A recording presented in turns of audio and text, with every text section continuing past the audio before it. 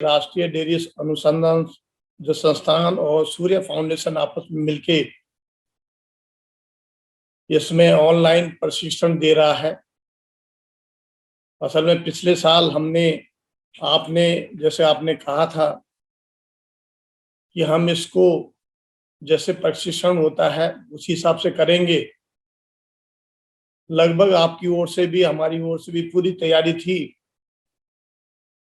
लेकिन इस कोरोना काल की वजह से जो बीच में महामारी जो हमारे पूरे विश्व को इस महामारी से गुजरना पड़ रहा है, उसको ध्यान में रखते हुए हमने ये सोचा कि इसको क्यों ना फिलहाल ऑनलाइन कर दिया जाए। ये बहुत अच्छा आपका सुझाव था और जिसको कि आज हम उसको अमल में ला रहे हैं। अभी जैसे कि मुझे जो कहा गया कि सम्मानीय श्री अजीत कुमार महापात्र जी जो माननीय अखिल भारतीय गौ सेवा प्रमुख हैं, वो भी इसमें अपना हमें आशीर्वाद देंगे और साथ ही साथ पद्म श्री श्री जयप्रकाश जी भी अपने आशीर्वाद से इस प्रशिक्षण का उद्घाटन करेंगे। जैसे कि मैंने एनडीआरआई राष्ट्रीय डेयरी अनुसंधान संस्थान के बारे में, एनडीआरआई के बारे में आपने भी बताया है कि पिछले 99 साल से जो है एनडीआरआई देश के दूध उत्पादन में अपना संपूर्ण योगदान दे रहा है। भाई कोई भी आदमी सक्षम नहीं है डेयरी पशुपालन के लिए, उसके पास इतना धन नहीं है, इतना पैसा नहीं है, तो वो क्या करे।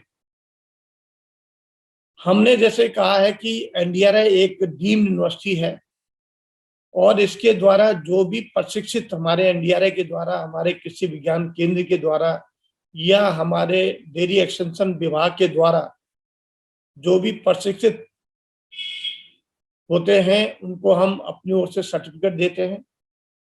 अब वो सर्टिफिकेट पूरे जो बैंकिंग है, जो बैंक में लोन देते हैं, चाहे उसमें नाबार्ड बैंक हो या सहकारी बैंक हो या दूसरे नेशनलाइज्ड बैंक हो, वो उसमें अपनी ओर से वो अगर सर्टिफिकेट को आप दिखाएंगे तो आपको जो भी लोन है, सब्सिडाइज लोन है, वो जरूर देंगे आप।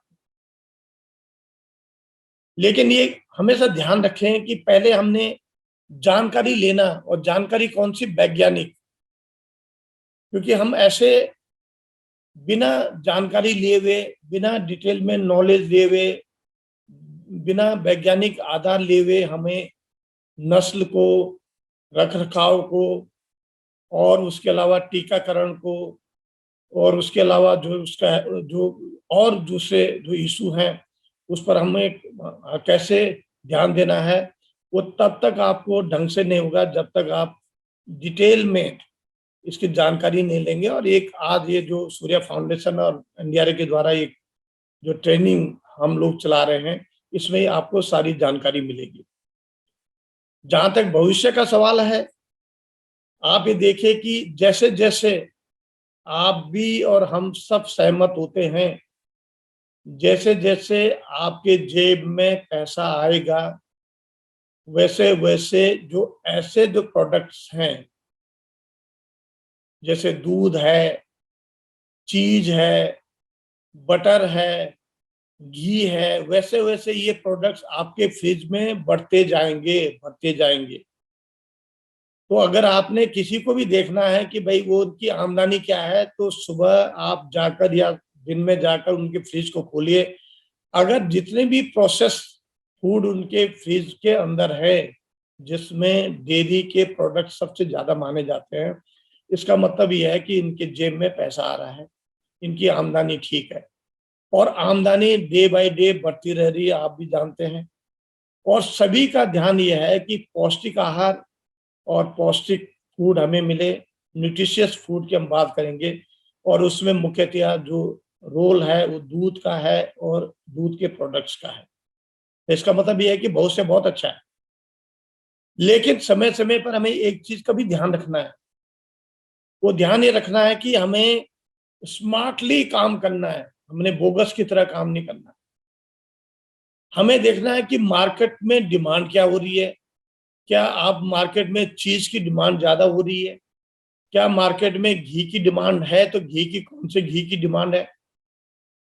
क्या मार्केट में इसके अलावा हम दूध की बात करते हैं, अब जैसे कि कह रहे हैं A1 और A2 दूध की भी बात हो रही है, कौन से दूध की डिमांड हो रही है?